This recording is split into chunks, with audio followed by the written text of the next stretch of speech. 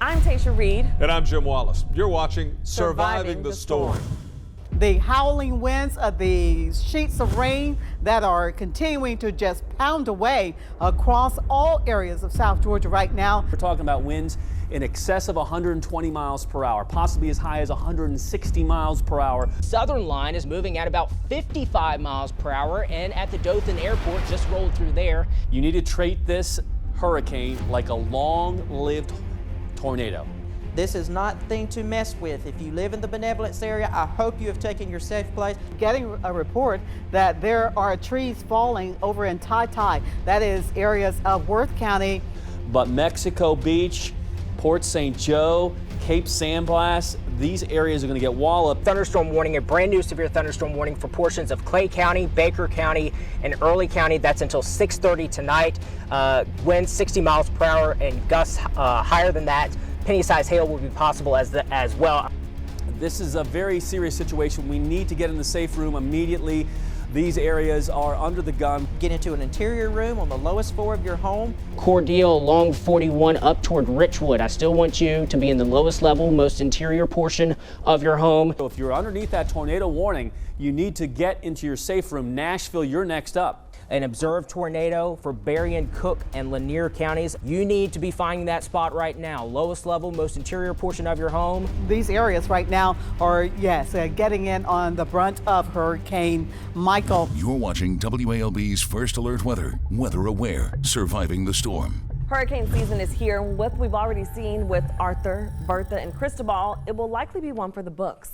Over the next half hour, our expert team of meteorologists will walk us through this season's outlook, the impact of the pandemic on preparation, and the changes you need to make now to stay safe. Well, before we dive in, meteorologist Matthew Crumley breaks down 5 key terms you need to know to stay weather aware.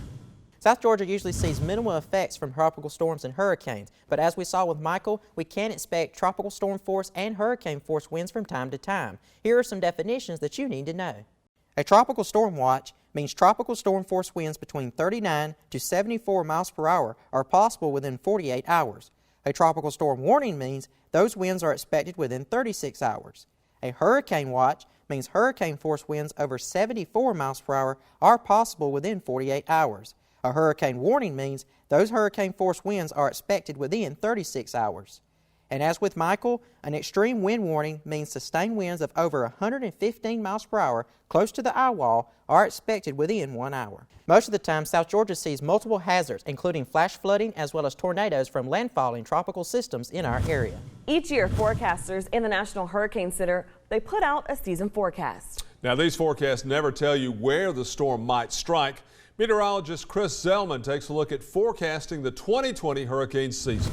The 2020 Atlantic hurricane season is off to a record start, and it is forecast to be busy. Factors include La Nina in the Pacific. When you have neutral to La Nina conditions, that wind shear or tearing apart at vertical levels in the atmosphere is not present. So it's easier for the storms to structurally form. Also, above average sea surface temperatures help fuel the storms. A lot of the Gulf of Mexico, for example, was a good 1 to 2 degrees Fahrenheit above the 30-year average. Unfortunately, these forecasts rarely tell you who they may affect. Andrew was a massive, massive storm and an otherwise not a very active overall season across the entire Atlantic basin. Forecasters look for origin regions. One of them is off the coast of Florida early in the season. Arthur and Bertha formed in those locations in the month of May. Classic early season systems. Obviously, having 3 systems named so early is not classic, though. June, of course, that system developed down in what was called the Central American Gyre, where winds collide across Central America, spin up, and then move into the Gulf of Mexico. Classic here with Cristobal and its approach across the northern Gulf Coast. So we can look at those origins, but we can also look at the time of the year and when is most favored for us to have a tropical system. July, we get a downturn. August, we get an upturn. But of course, in July, we had Alberto here in South Georgia, so it only takes one, right? We've also have the origin farther east, and that origin region means an expansive area of ocean that could produce more and more hurricanes. And so September 11th is the peak, but we got a secondary peak in middle October. We also looked back to past seasons and what kind of patterns we had. And the pattern is key for those seasons that are very similar to this season on where these storms may develop. So here is the best guess right now and the outlook for our area, more likely across the northern Gulf Coast, not quite including though Panama City eastward across the Big Bend, more likely down in South Florida where they have yet to have a system affect them, and then more likely across the Carolinas. Statistically, one area of the coastline might be more favored than the other, but that's about as far as we can go. If you try to tell somebody in May that they're going to get a hurricane at the end of August or September, and we feel pretty good that you're going to get a hurricane in August and September, you can't say that in May. That's just, there's no skill in that at all. Warming oceans can produce more storms, more intense storms, but also storms that produce much more rain. And of course, flooding is the greatest threat from tropical storm systems here in southwest Georgia. Well, when severe weather strikes, first responders are forced to react at a moment's notice, oftentimes in the aftermath of unpredictable Mother Nature. A major lesson learned during Hurricane Michael was about the role of communications during disasters. Heading into severe weather season, you'll need a survival kit. I'll show you what to put in it. WALB's First Alert Weather. Weather Aware. Surviving the Storm. We'll be right back. You're watching WALB's First Alert Weather. Weather Aware. Surviving the Storm. We've all heard the saying, communication is key, but that phrase took on a new meaning for area first responders working around the clock to keep you safe during Hurricane Michael. In an exclusive interview, Chief Meteorologist Yolanda Amadeo sat down with the former Dougherty County EMA specialist, Jenna Chang, talking about the lessons South Georgia learned from that storm. We didn't have a hurricane last year that impacted us directly, but that doesn't mean we couldn't have one this year. Hurricane season 2020 is already shaping up to be an active season with 3 named storms. Our last major run-in with Mother Nature, Hurricane Michael. The Category 3 storm mauled the rolling countryside of southwest Georgia with a trail of devastation, serving as a warning of what could be on the horizon. These things have happened before. They will happen again. We just need to make sure that we're prepared whenever that time is. Now, faced with what the country's leading forecasters predict will be a very busy season, local first responders are ready to respond at a moment's notice. Communication in every facet is absolutely critical. When there is destructive weather, a lot of things that we count on don't necessarily work the way we anticipate. During Hurricane Michael, Dougherty County's emergency management took a major hit. All forms of modern-day communication were knocked out for days. It was a test of resilience for Jenna Chang, who worked as the area's EMA specialist during the storm. But she acknowledges South Georgia learned a valuable lesson. You can never have too many contingency plans. You can never have too many backups of communications. And you can never plan too far out to make sure that you have what you need and that you're able to support the people depending on you. Now, amid an unprecedented pandemic, area first responders face another hurdle: coordinating emergency plans during COVID-19. We've done a lot more with distance coordination. So instead of having all of our meetings face-to-face, we have them via telephone or via email or Skype. Just like they're doing in the community with the different task forces, we're all meeting remotely so that we can still do that coordination without coming into close contact. Those plans start with emergency response teams, but they end with you. Some parts of planning and preparedness don't change regardless of what else is going on. Chang stresses there are 3 things you can do now to prepare for any severe weather event. Make a plan for your family. Know where to go to protect yourself from severe weather, and have an emergency supply kit. Above all, Chang wants you to remember your humanity. If we can all remember to be a little bit patient with each other, to be a little bit kind to one another, and to do whatever we can to help ourselves and our neighbors, we'll be able to get through whatever disaster strikes. The best way to stay ahead of the storm is to download our weather app. At your fingertips, you'll have watches and warnings. Go to the weather tab on WLB.com and we'll show you how to do it. Overcoming an unprecedented disaster like we saw 2 years ago made us South Georgia strong. Well, now we're faced with another obstacle, surviving a storm during the pandemic. The steps you can take now to ensure you're ready for whatever weather is headed your way. WALB's First Alert Weather. Weather Aware, Surviving the Storm. We'll be right back. You're watching WALB's First Alert Weather. Weather Aware, Surviving the Storm. We're still battling the COVID-19 pandemic as the 2020 Atlantic hurricane season ramps up. So what steps can you take to keep you and your family safe and healthy? Well, First Alert forecaster Bradford Ambrose walks us through what you can do. Local public health officials are stressing the importance of preparing ahead of a storm. They say now is the time to stock up on water, emergency food, and gas to avoid the big rush before a storm.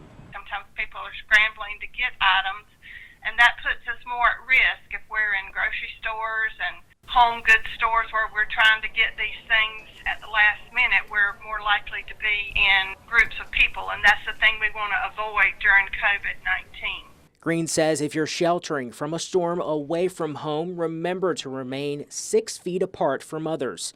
She also says to have 2 face masks per person. Green recommends stocking up on hand sanitizer, soap, and sanitizing wipes. She says local leaders are already looking for shelters that meet CDC and state guidelines. Community leadership is already trying to look for those sites and trying to plan for that as safely as we can, knowing that COVID-19 is a risk and a concern. Green says we should keep mental health in the forefront of our mind. She says many people are already stressed because of the pandemic, and a severe weather event could make it worse. That's been taxing to a lot of people's emotions, and so we want to remind people to seek help if they're having some issues coping with all these tremendous stressors. I think we can all agree preparedness is key when it comes to any emergency situation. And one of the best things you can do to get ready is to pack a disaster kit. Chief Meteorologist Yolanda Amadeo breaks down the top items to put in it.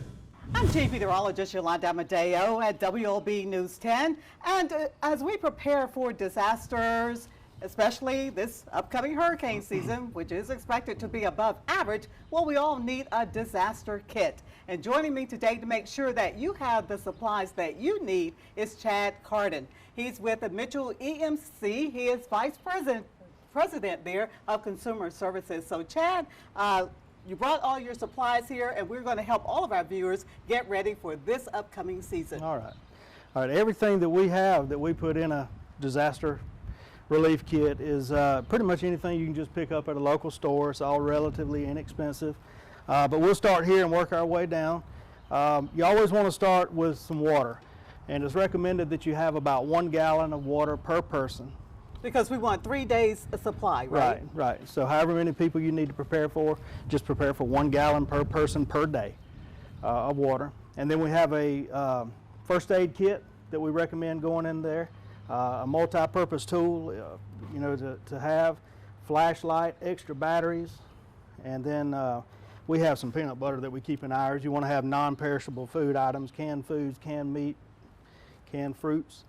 And I think it's also important too to make sure that you have something that you like to eat. You don't want to be without any way to prepare your food and have to eat something you really don't like. Right. Anything, if you got kids, you may want to have snacks for kids and things like that, but you don't want to have something that you got to heat up because you may not be able to heat it up. Exactly. So we have, down here we have tuna and we have crackers and things. So it's pretty much whatever you like that you want to have. But we also recommend with the flashlight, always have some extra batteries, because you see here we have a weather radio. You can either have a battery operated, battery powered, or one with the hand crank that goes in there. One thing we're adding now that we recommend during today's times with the COVID-19 going on is a mask and some hand sanitizer. This is not one of those things that's normally in the kit, but we recommend that it be in there now. So that's a good thing to go in there as well. Especially with social distancing, right. And you may have to leave your home and actually go to a shelter, right. And that way you are prepared. And you don't know how many people will be there, how close you'll have to be, so it's good to be prepared for that. Exactly. And then moving on down the line, you always want to have some extra cash, because when a storm comes through, whether it be hurricane or tornado, the possibility that ATMs will be out of power is always there. So you want to have some extra cash on hand. Have a whistle there. just to, hey, if you notify someone that you may be in trouble. Wow, okay. You know, or a way to be heard. A can opener for your canned food that you may have in your kit. I think that's one thing a lot of people forget. They buy canned goods, which are non-perishable, and then when they get ready to eat, well, they can't open the can because they don't have a can opener. Right. Yeah, It's something that costs about a couple of dollars in the store. That's right. Okay. Easily overlooked too. And then we have, you know, some sanitary items or, you know, personal hygiene items in there as well that you want to have. And we always want to have some medication, whatever kind of medication you're on, and that'll vary from person to person. But you know, it's always good to have 3 to 7 days of medication on hand in the kit. And on the end of the table there, we have a phone charger. You're going to have your cell phone, right? And that one that we have is already charged. You know, you keep it charged up ahead of time. That way, you just carry it with you, and you don't have to depend on electricity. It's fully charged. Because the power will go out on your cell phone. Right. Yeah. So make sure that prior to the storm that it is fully charged, and in the event you're in there without power for several days, then you have your backup with this power bank. Right. Mm-hmm. So, and depending on your family, whether you've got, you know, you may have pets, you may have, you know, elderly people in your family or children. You know, the items in the kit could vary a little bit, but you know, all of these items can be picked up locally, relatively inexpensive, and it's easy to get a hold to. And we put ours in a plastic container that you can pick up at any store around. You know, they make them already built in a carrying case, but you know, you want to use a waterproof box. And that way it's easy to pick up and just go if you have to leave your home as well. Okay, great, Chad. Thanks for joining me. Thank you for having me. Valuable information, and we've shown everybody exactly what they need for that disaster kit. We want to make sure that each family has one, because as we know, power will go out, and it doesn't have to be a hurricane. It could be a tornado, it could be a tropical storm, but whatever you do, just make sure that you are prepared and your kit is ready to go. Preparation plays a vital role in protecting us from the worst aspects of severe weather. For South Georgia farmers, it often comes with a race against the clock. Now, tried and true tips from local leaders in the agriculture industry on what they do to get ready. WALB's First Alert Weather, Weather Aware, Surviving the Storm. We'll be right back. You're watching WALB's First Alert Weather, Weather Aware, Surviving the Storm. South Georgia is no stranger to storms, but Mother Nature will always remain somewhat of a mystery. For many farmers in the area, the skills it takes to make it through each season often comes the hard way, learning the lessons of the land through loss. Well, meteorologist Matthew Crumbly shares some of their wisdom. Mid-October 2018, Georgia's agriculture industry took a devastating blow. Hurricane Michael pummeled farmers and ranchers, causing more than $2.5 billion in losses. Think about all the work and money and effort that was put into it. We were prone to have one of the best years that we've had in recent memory, and overnight it was just wiped out. Every year, they pray for the best and brace for the worst. The peak of the Atlantic hurricane season comes around mid-September, the same time harvests begin. As the wife of a South Georgia farmer and senior marketing specialist with Ag Georgia Farm Credit, Shannon sees the detriment of severe weather twofold. 2 years after Hurricane Michael, she says the impact of the storm is still evident. I don't think that we fully recovered. I don't know how long it may take to recover from something like Hurricane Michael. Brian Ponder is a farmer from Omega. For him, the battle against bad weather starts with planning and perseverance, but it always ends with prayer. You just do everything that you can do. You just prepare as fast as you can.